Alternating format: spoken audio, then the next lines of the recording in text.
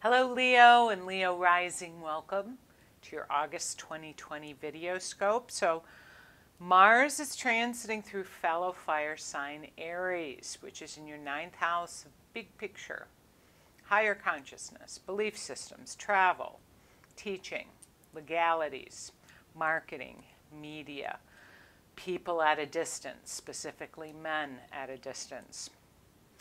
And Mars in Aries is already in his shadow period.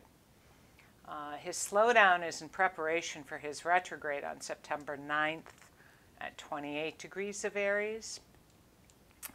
And this is a very self-initiating placement in your ninth house regarding personal will and energy and desire and ambition and entrepreneurial leanings. Physical energy, for some toxic use of energy and manipulative energy. But he is starting a series of challenges and tests and evolutional growth that will occur through early January, and I'll get to that in a minute. But right now, from the 1st till the 3rd of August, Mercury, which has been transiting in Cancer for weeks now, Mercury is opposing Pluto in your 6th house. There is a focus now on 6th house matters of work, health, pets, your health, other people's health, your daily living environment, habits, co-workers, medical professionals, work environment, mind-body connectedness. How do you handle stress? What do you do to mitigate, to bring balance, inner balance to yourself? So Mercury opposing Pluto on the 1st and then Saturn on the 3rd from this 12th to 6th house. So this is about the psychological balance and health and physicality and physical health and stress.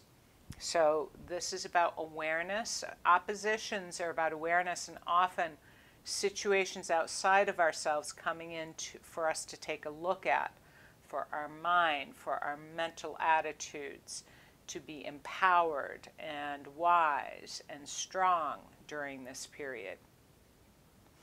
On the 3rd of August is also the full moon, and this full moon, happy solar birthday, by the way. This full moon is in your 7th house of others, as is true every year during your birth month. And it's at 12 degrees of Aquarius. So there are developments, emotions, subjectivity, awareness, situations involving others, whether this is personal or professional. And the full moon is squaring Uranus in your 10th house, which can be unexpected things with work and co-workers or bosses, authority figures, with governments and institutions. But it is sextiling Chiron in your 9th house of wisdom and belief systems and adventure and wisdom. Chiron is the integrating factor for living on this planet in a state of consciousness. I give Chiron a lot of weight in the chart as being able to advance Uranus's inspiration, break through Saturn's programming, and the push with Pluto's soul growth and evolution. Now, on the 4th of August, Mercury is finally heading into your sign. Yay! Until the 19th. So Mercury heads into Leo, the 1st house. So after this time of ruminating or being unsure or unclear or fearful or maybe anxious or just very focused on private matters, now you're more communicative and maybe even mobile or making decisions for yourself and sharing your thoughts and attitudes with others. This is a big month of communication.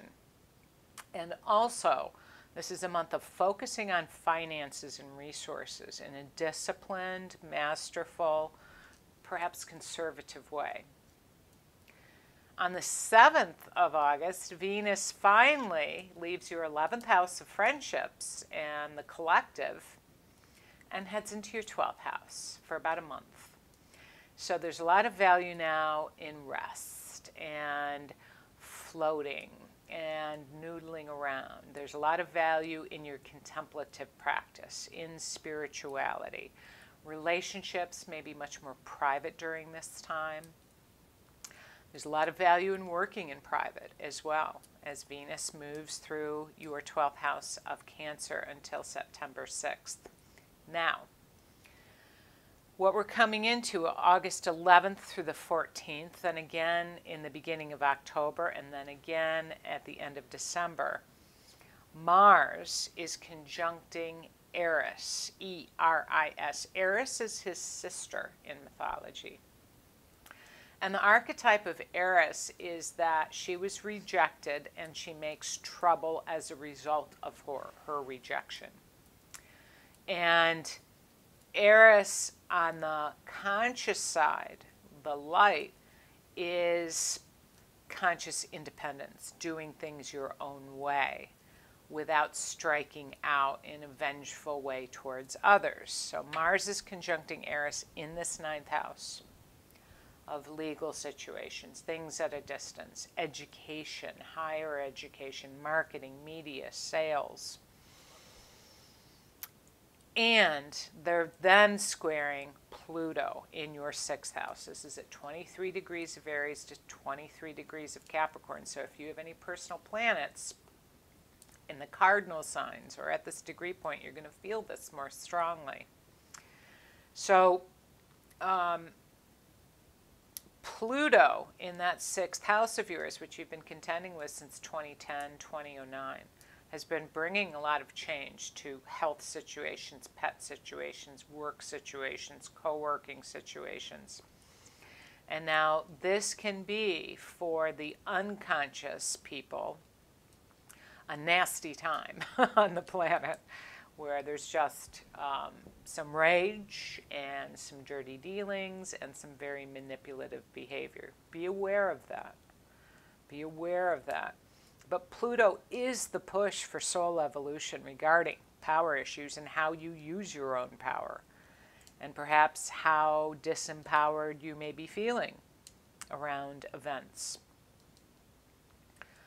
On the 15th, Uranus, which is transiting your 10th house, which has made your whole work and career and life direction a little unpredictable and interesting, Uranus stations retrograde at 11 degrees of Taurus until January.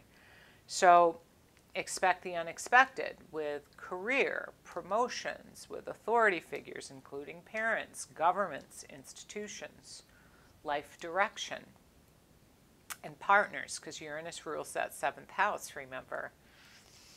And then on the 18th is your personal new moon, Leo, and this is a nice new moon. We all get one a year. This is yours. And this occurs at 26 degrees of Leo, and it's conjuncting Mercury. So again, there's mobile communicative energy here. It's sextiling that North Node in your 11th house, where you're meant to share yourself with the group collective energy, to be aware of other people's values, to be a good team player. And it's trining Mars in that 9th house of higher consciousness and study and the quest for knowledge, the thirst for knowledge, the hunger for knowledge. So this is a lovely new moon for your new year, bringing in mental capacity, mind, and soul growth, not in a harsh way, and the energy in a flowing manner with the trine towards Mars. Then we head into the 23rd through the 25th of August. Now Mars in that 9th house is squaring Saturn in your 6th house. This will happen again at the end of September and again at the beginning of January, because Mars will be retrograding and hitting these points again. And then when it stations direct in mid-November, it will hit these points again. So this is a theme collectively, how we use our energy, how our governing or authoritative energies in our life use their authority and power. This has been a heavy year because it's an important year, and it's brought a lot of awakening and heart healing to people. Leo rules the sun. The sun rules the heart. The sun is our guiding energy in our solar system, where there's wisdom and codes, literally, that we download consciously, spiritually, and otherwise, biologically even. You know, so being aware of the signature that you're carrying in your life is important right now. So, you know, Mars squaring Saturn from the 23rd to the 25th may be bringing in roadblocks or fear or anger or depression or deep focus, tenacity, working through problems, getting things done. It may be about the wisdom of patience, to let things shift a little bit before you start moving through again. All of these are possible. There may be situations with a pet. There may be situations with a health or someone at a distance, their health. Or belief systems around health, which is ripe for awareness during this COVID event on this planet as well. Ninth house can also be the media, journalists, high courts. Then from the 24th to the 30th, Venus picks up where Mercury left off at the beginning of the month. And Venus opposes Jupiter and then Pluto from your 12th house to your 6th house. So the wisdom of balancing your own psychic health, physical health, with any situations or awarenesses that may come in around health, medical professionals, co-workers, etc. So this is a big month again for communications and financial acuity as well. Happy birthday, Leo. Much love to you.